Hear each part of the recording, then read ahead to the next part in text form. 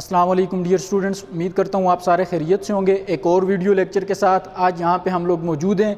आज हम लोग जो डिस्कस करेंगे वो है आपके पास बायो क्लास 10th की लेक्चर नंबर 17 है, यूनिट 2 है। आज का जो टॉपिक है इंपॉर्टेंट टॉपिक है आपके पास के होम्योस्टेसिस हम लोग डिस्कस करेंगे ह्यूमंस के अंदर कि how homeostasis take place in humans. और ये आपके पास शॉर्ट क्वेश्चन भी है, शॉर्ट क्वेश्चन बोर्ड का भी हो सकते हैं, आपके इंटरनल एग्जाम्स का भी हो सकते हैं। अब देखें, हम लोग कहते हैं होम्योस्टेसिस इन ह्यूमंस, तो ह्यूमंस होम्योस्टेसिस को डिफाइन करेंगे। सबसे पहले होम्योस्टेसिस किसको कहते हैं? वो वाली एबिलिटी ऑर्गेनिज्म की जिसमें कोई भी ऑर्गेनिज्म क्या रखते हैं आपके पास, मेंटेन रखते हैं। किस चीज़ को मेंटेन रखते हैं बच्चे? इंटरनल कंडीशन को। कोई भी ऑर्गेनिज्म जब अपनी इंटरनल कंडीशंस को मेंटेन रखेगा according to change in external condition, इस फिनोमेना को हम लोग किसका नाम देंगे? होम्योस्टेसिस। अब पिछले लेक्चर्स में हम लोगों ने होम्योस्टेसिस डिस्कस किया प्लांट्स के अंदर। यहाँ से आगे चैप्टर का इंपॉर्टेंट सेगमेंट स्टार्ट होता है होम्योस्टेसिस इन एनिमल्स। तो होम्योस्टेसिस की डेफिनेशन मैंने आपको बता दी, किसी भी ऑर्गेनिज्म की एबिलिटी के वो अपनी इंटरनल कंडीशन को मेंटेन रखता है according to change in external condition. This phenomena is known as homeostasis. अब हम लोग कहते हैं ह्यूमंस के अंदर होम्योस्टेसिस के ऑर्गन्स कौन कौन से हैं? तो ह्यूमंस के अंदर होम्योस्टेसिस के जो ऑर्गन डिस्कस किए हुए हैं वो है बच्चे आपके पास 3। स्किन होम्योस्टेसिस का ऑर्गन है, लंग्स होम्योस्टेसिस का ऑर्गन है, और तीसरा ऑर्गन कौन से आपके पास? किडनी होम्योस्टेसिस का ऑर्गन है। 2 आज के वीडियो लेक्चर में हम लोग डिस्कस करेंगे, किडनी नेक्स्ट आने वाले वीडियो लेक्चर में आपके साथ डिस्कस किया जाएगा।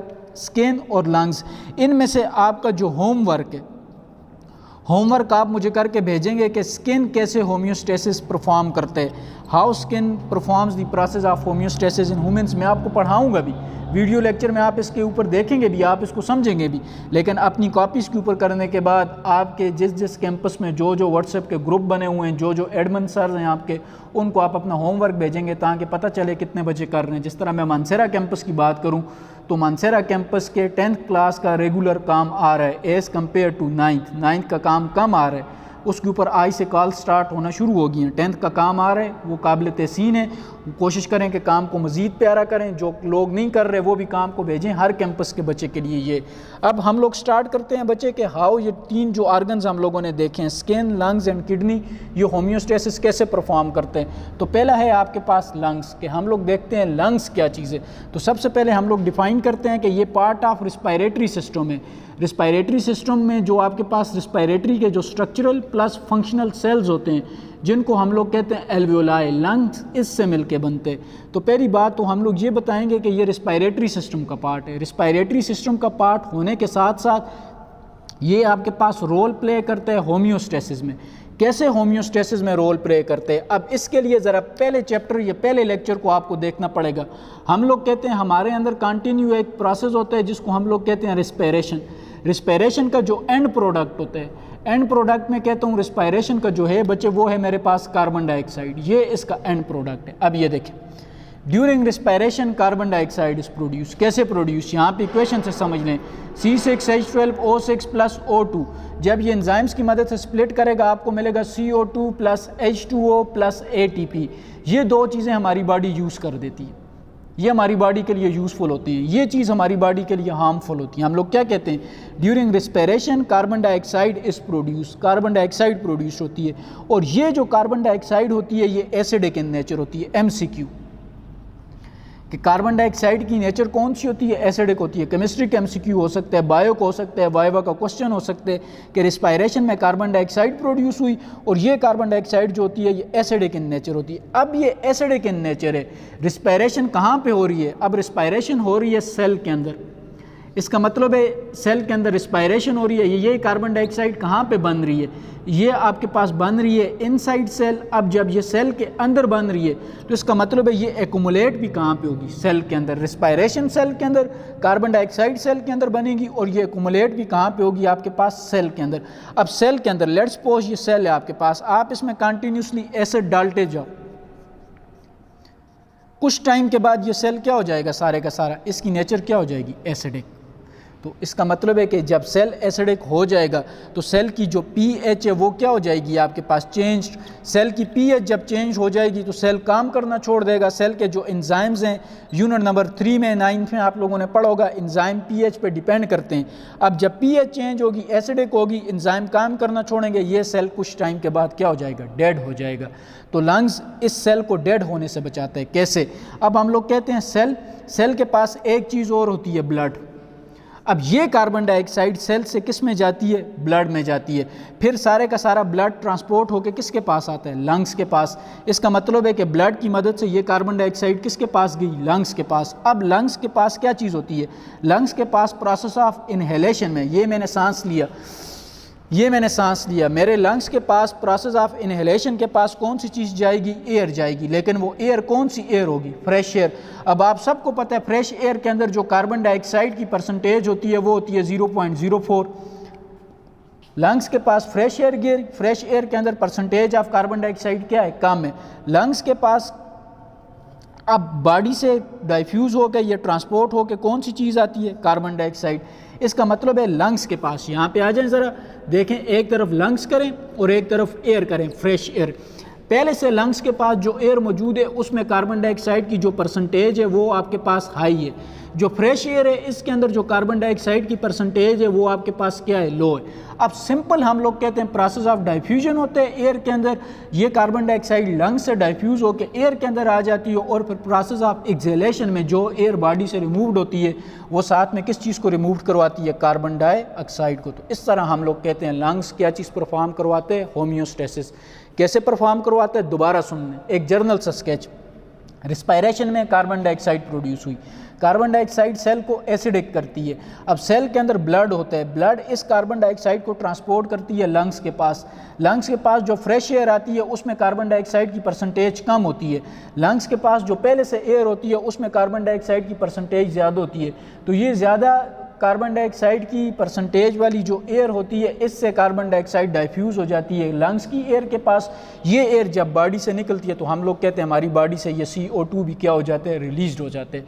तो इस तरह लंग्स रिस्पायरेशन के साथ साथ क्या करवाते हैं, बॉडी की होम्योस्टेसिस, बॉडी की इंटरनल कंडीशन को, बॉडी के सेल्स को एसिडिक नहीं होने देता, बॉडी के अंदर कार्बन डाइऑक्साइड की कंसंट्रेशन को ज़्यादा नहीं होने देता। तो हम लोग कहते हैं ये क्या परफॉर्म करवाते हैं, होम्योस्टेसिस।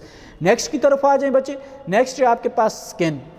अब स्किन भी क्या परफॉर्म करवाते हैं, होम्योस्टेसिस। अब होम्योस्टेसिस की कौन सी टाइप परफॉर्म करवाते हैं, स्किन होम्योस्टेसिस की जो टाइप परफॉर्म करवाते हैं वो है जी थर्मोरेगुलेशन। अब थर्मोरेगुलेशन को कैसे डिफाइन करते हैं, स्किन हमारी बॉडी का हीट और जो हमारे बॉडी का टेम्परेचर होता है उसको क्या रखवाते हैं जी, मेंटेन रखवाते हैं। कैसे मेंटेन रखवाते हैं, अब ये चीज़ आपको पता होनी चाहिए। हम लोग कहते हैं ये स्किन है, आपको नज़र आ रही है ये स्किन, इस स्किन के बिल्कुल नीचे आपको एक लेयर मिलेगी, किस चीज़ की लेयर मिलेगी, फैट्स की। अब ये देखें ये स्किन है, इस स्किन को जब हम लोग काटेंगे तो इस स्किन के बिल्कुल नीचे, स्किन के बिलो, ये स्किन की जो आउटर लेयर है, ये आपको जो नज़र आ रही है मेरी स्किन, ये एपिडर्मल है। एपिडर्मस स्किन के नीचे आपको एक थिन लेयर ऑफ फैट्स नज़र आती है। अब फैट्स आपको पता है क्या होते हैं, हम लोग कहते हैं जो फैट्स होते हैं ये हैं हमारे पास जी इंसुलेटर, ये इंसुलेटर का काम करते हैं। ये फैट्स जो होते हैं ये आपके पास अलाउड ही नहीं करते कि हीट बॉडी के अंदर एब्जॉर्ब हो और हीट बॉडी से क्या हो आपके पास रिलीज्ड हो नॉर्मल कंडीशन में। आगे कंडीशन लिख देंगे नॉर्मल कंडीशन। तो नॉर्मल इस टाइम मेरी नॉर्मल कंडीशन है, ये जो स्किन है इसके नीचे जो लेयर ऑफ फैट्स हैं ये क्या करेंगे आपके पास इस टाइम इंसुलेटर का काम करेंगे। ये ना बाहर वाली हीट मेरे अंदर जा सकती है ना मेरे अंदर वाली हीट बाहर आ सकती है। लेकिन अब क्या होता है आपके पास, हम लोग कहते हैं कि हमें तो कंटिन्यूसली एक कोल्ड कंडीशन फेस करनी पड़ती है, एक कौन सी कंडीशन फेस करनी पड़ती है, वार्म कंडीशन। इस दौरान क्या होता है, तो पहले हम लोग डिस्कस करते हैं कोल्ड कंडीशन को। अब देखें कोल्ड कंडीशंस, कोल्ड कंडीशन में क्या होता है, muscles on which hairs are present. अब ये देखें स्किन के ऊपर आपको कौन सी चीज़ नज़र आ रही है, ये हेयर्स नज़र आ रहे हैं। ये हेयर्स कहाँ पे प्रेजेंट हैं, मसल्स के ऊपर। कोल्ड कंडीशन में क्या होगा, जब ठंड लगेगी फिर क्या होगा, ये मसल्स हैं, ये आपको मसल नज़र आ रहा है। अब मसल के ऊपर ये आपको क्या चीज़ नज़र आ रही है बच्चे, हेयर्स। कोल्ड कंडीशन में क्या होता है, अब देखें कोल्ड कंडीशन में जो मसल्स होते हैं इनके ऊपर जो हेयर्स होते हैं ये क्या करते हैं, मसल्स। अब देखें muscles on which hairs are present, तो कोल्ड कंडीशन में ये वाले जो मसल्स होंगे ये क्या करेंगे, कंट्रैक्ट। ये मसल्स जिनके ऊपर ये हेयर्स प्रेजेंट है ये मसल्स क्या कर जाएंगे, कंट्रैक्ट कर जाएंगे, सिकुड़ जाएंगे। जब ये सिकुड़ जाएंगे तो इनकी कंट्रैक्शन के नतीजे में ये जो हेयर्स हैं ये स्ट्रेंड अप हो जाएंगे, खड़े हो जाएंगे। ये देखें, ठंड लग रही हो, इस टाइम ठंड नहीं है, बदबख्ती ये है कि ठंड नहीं लग रही। अब अगर ठंड लग रही होती ये वाला मसल खुद ब खुद कंट्रैक्ट कर जाता और ये जो हेयर्स आपको नज़र आ रहे हैं ये खड़े हो जाते हैं। सर्दियों में अमूमन ये वाली सिचुएशन हर बंदा फील करता है, अगर वो कॉमन ऑब्जर्वेशन करे तो ये चीज़ वो देख सकते हैं। अब जब ये हेयर खड़े होते हैं तो हमें इधर क्या चीज़ नज़र आती है, गूस नज़र आते हैं, गूस बम। फाल हमें जो छोटे होते हैं क्या चीज़ नज़र आती है बच्चे, गूस बम्स नज़र आते हैं। इन गूस बम्स को हम लोग अपनी ज़ुबान में क्या कहते हैं कि ये जगह सारी की सारी क्या हो जाती है, रेडिश हो जाती है।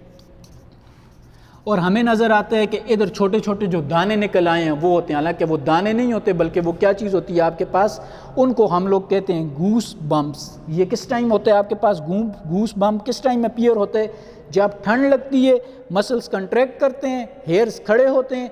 इस कंडीशन में हमारी बॉडी को जो कंडीशंस आ जाती है मसल्स के साथ, उसको किसका नाम देते हैं, गूस बम्प। ये गूस बम्प क्या चीज़ बना देते हैं, फॉर्म बना देते हैं वार्म ब्लैंकेट की। तो जब ठंड लग रही हो ये हमारे जो हेयर्स खड़े होते हैं, तो ये हेयर्स बेसिकली इसलिए खड़े होते हैं ताकि हमारी बॉडी की जो इंटरनल हीट है वो आउटर एनवायरनमेंट में लॉस ना हो। ये हेयर्स का खड़े होना बेसिकली यहाँ पे कौन सी चीज़ बना देते हैं, वार्म ब्लैंकेट बना देते। बॉडी से हीट निकलती नहीं है, बॉडी का टेम्परेचर मेंटेन रहता है। तो हम लोग कहते हैं बॉडी की जो कंडीशन होती है थर्मो रेगुलेशन वो क्या होती है आपके पास, सेटिस्फाई होती है। तो ये तो था आपके पास कोल्ड कंडीशन। कोल्ड कंडीशन के साथ हमें जो दूसरी कंडीशन फेस करना पड़ती है वो कौन सी होती है हमारे पास, वार्म कंडीशन। अब वार्म कंडीशन में क्या होता है, अब देखें, आप सबको पता है स्किन क्या करती है, प्रोवाइड करती है कूलिंग इफेक्ट। हाउ, आगे क्वेश्चन मार्क आपको नजर आ रहे हैं। अब आप सबको पता है स्किन के ऊपर क्या चीज़ होती है, स्वेट ग्लैंड्स। अब स्वेट ग्लैंड्स, तो जब मेरी बॉडी का इंटरनल टेम्परेचर इंक्रीज हो रहा होगा तो अभी आप देख सकते हैं मेरी जो नोज़ है इसके ऊपर आपको क्या चीज़ नज़र आ रही है, स्वेट नज़र आ रहा है। क्यों स्वेट नज़र आ रहे हैं, क्योंकि गर्मी में खड़ा होकर मैं लेक्चर दे रहा हूँ। अगर मैं फ़ैन लगाता हूँ या मैं कोई और सोर्स यूज़ करता हूँ तो मेरी आवाज़ में इको आता है, आपको प्रॉपर आवाज़ नहीं आ रही। तो उस टेक्निकल इशू से बचने के लिए हम लोग क्या करते हैं, पंखा ऑफ कर देते हैं। जब पंखा ऑफ कर रहे हैं इस रूम का टेम्परेचर इंक्रीज होगा, बाहर गर्मी है, जब टेम्परेचर इंक्रीज होगा तो ये मुझे अफेक्ट करेगा। तो इसका मतलब है कि मेरे अंदर क्या होगा आपके पास, इस टेम्परेचर को ये मेरी स्किन कूलिंग अफेक्ट करने के लिए क्या चीज़ प्रोड्यूस करेगी, स्वेट प्रोड्यूस करेगी। और ये स्वेट किसकी मदद से प्रोड्यूस होता है, स्वेट ग्लैंड्स की मदद से। अब देखें स्किन के ऊपर कौन सी चीज़ होती है, स्वेट ग्लैंड्स। स्वेट ग्लैंड्स का काम होता है ये प्रोड्यूस करती हैं क्या चीज़, स्वेट। ये स्वेट जब एवोपोरेट होते हैं, जब ये स्वेट एवोपोरेट हो जाएगा तो तब मुझे कूलिंग इफेक्ट आएगा। जर्नल एग्जांपल ये, आप लोग बाहर गर्मी से अंदर आएँ कमरे के अंदर पंखा लगा हुआ है, आपको पसीना आया होता है, जब ये पसीना एवोपोरेट होता है तो आपको कुछ टाइम के लिए कूलिंग इफेक्ट मिलते हैं। तो ये कूलिंग इफेक्ट किसकी वजह से मिलते हैं आपको पास, स्वेट ग्लैंड्स की मदद से। इसके अलावा हम लोग कहते हैं जो स्किन होता है ये ऑस्मो रेगुलेशन भी करवाती है। कैसे ऑस्मो रेगुलेशन करवाती है, अब देखें स्वेट जब होता है तो स्वेट कंपोजिशन होता है वाटर का और साल्ट का। तो इसका मतलब है बॉडी से कौन सी चीज़, स्वेट के थ्रू बॉडी से कौन सी चीज़ निकलती है, वाटर, और दूसरी कौन सी चीज़ निकलती है, साल्ट। और वाटर और साल्ट निकलने वाली कंडीशंस को हम लोग किसका नाम देते हैं, ऑस्मो रेगुलेशन। तो जब हमें वार्म कंडीशंस होती हैं तब हमारी स्किन की जो स्वेट ग्लैंड्स होती हैं ये स्किन को कूलिंग इफेक्ट करवाती हैं। कूलिंग इफेक्ट के साथ साथ ये स्किन की जो स्वेट ग्लैंड्स होती हैं ये क्या करवाती हैं बच्चे आपके पास, ऑस्मो रेगुलेशन। तो आज के लेक्चर के लिए इतना ही। नेक्स्ट लेक्चर में जब हम लोग आएंगे तो डिस्कस करेंगे नेक्स्ट टॉपिक जो है आपके पास किडनी। होमवर्क आपको लेक्चर के स्टार्ट में बता दिया था, आप लोग इन 3 आर्गन में से जो आर्गन्स लिखेंगे और व्हाट्सअप करेंगे वो कौन से आपके पास, स्किन कैसे आपके पास होम्योस्टेसिस परफॉर्म करती है। तो अपना ख्याल रखिएगा। नेक्स्ट लेक्चर के साथ जब आएंगे तो उसमें हम लोग डिस्कस करेंगे किडनी। शुक्रिया, वस्सलाम।